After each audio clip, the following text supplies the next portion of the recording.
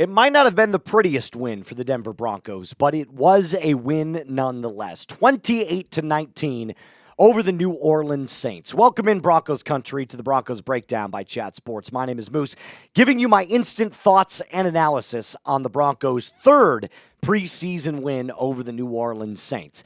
Let me start by saying this. At times, it was not the prettiest, especially with the first-string offense. There was a lot to take away that I will get into here in just a little bit. But overall, against the Saints' first-teamers and second-teamers, the Broncos did just enough to come away with this win.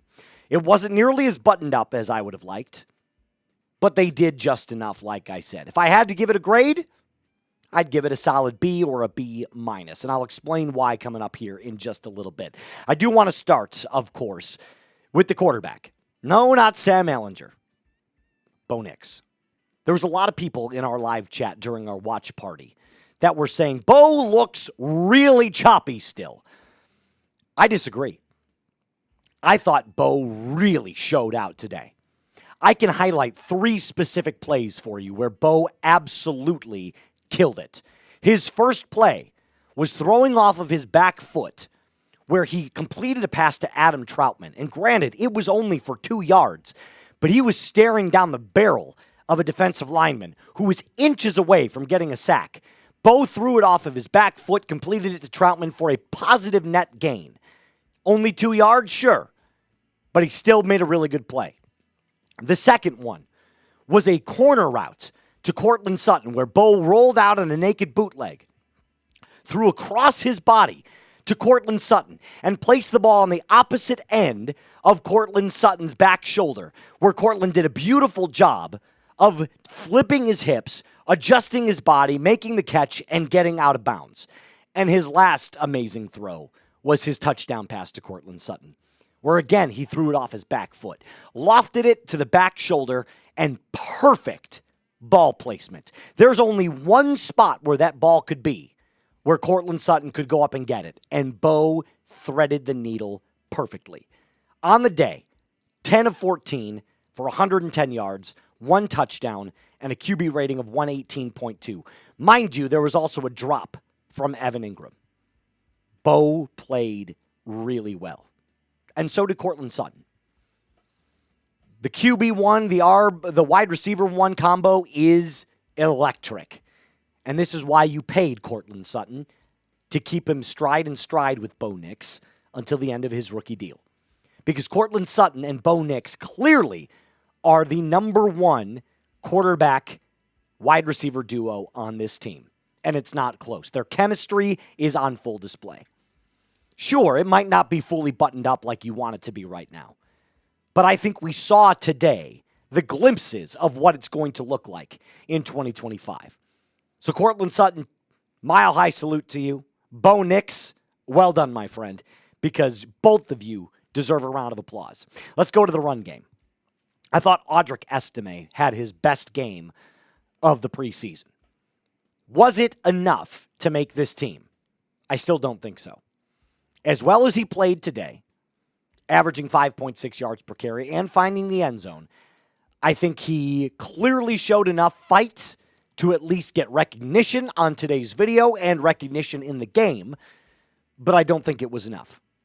Tyler Bidet played outstanding as well today. Maybe not in the ground game, but in the receiving game, he was electric. He clearly is a great check down option for Bo Nix, and I think Tyler Bidet is easily going to find his way onto the 53-man roster as one of the 4 running backs the Denver Broncos intend to keep. Another couple of standout performances on the offensive side of the ball. Lucas Krull had an unbelievable reception on a seam route from Sam Ehlinger, who played basically the entirety of the game after Bo Nix came out. Second, third, and fourth quarter. Krull went up on a seam, kind of did like a skinny post, adjusted his body in midair, faded away, mossed his defender, came down with the reception inside the 5-yard line. It was a thing of beauty. And we're going to get into the defense here in just a second. But those are the players so far that I believe had an outstanding game. Shout out to Sam Ehlinger as well for an unbelievable dancing around in that fourth quarter, fourth down play where he looked like a monkey with a cymbal, just kind of roaming around in the backfield, heaving it up to Kyries Rowan, touchdown for the play of the game that put the icing on the cake of the Broncos win.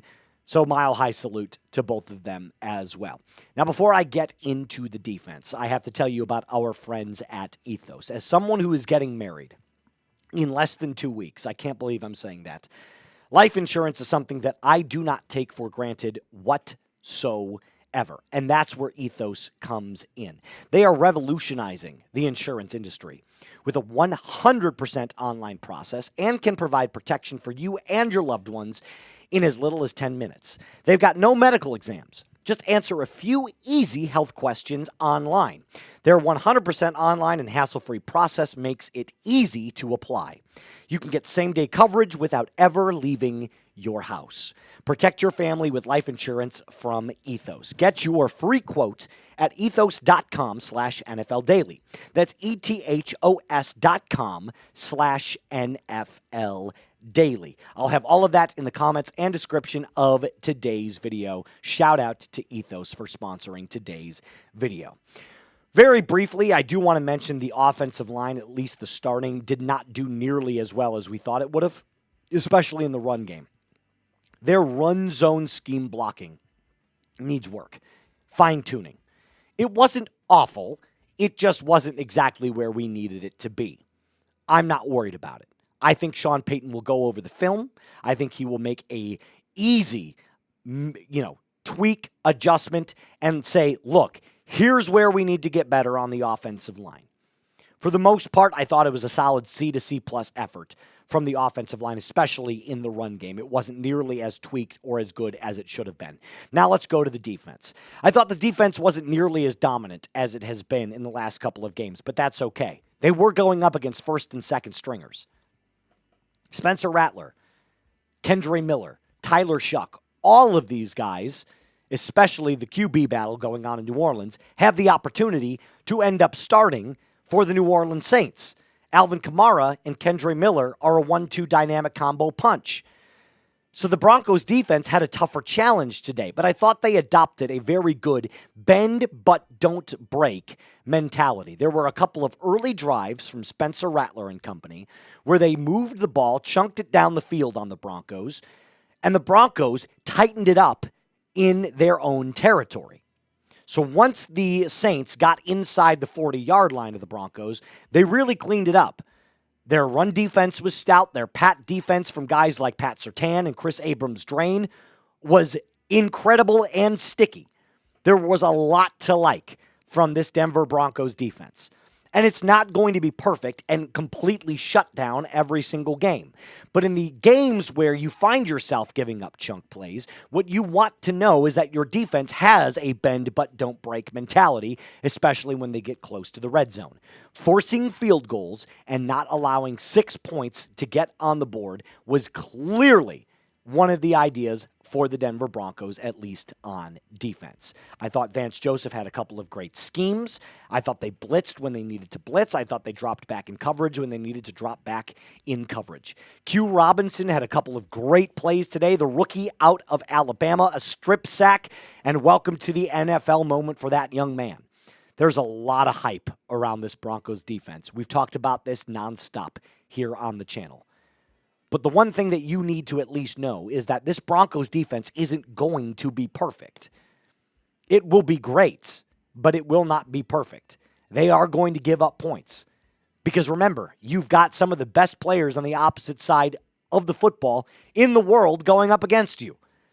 So we all just have to take a deep breath and relax a little, because it's not going to be great every single game. But what I thought they did very well tonight was great situational defense. They locked it up on third down, and they made sure that, hey, we're not going to allow you to find the end zone. If you're going to score, you're going to have to kick it through the uprights, which the Broncos forced multiple times today. Tip of the cap to you, Broncos defense, because you did a great job of making sure that nothing got past you.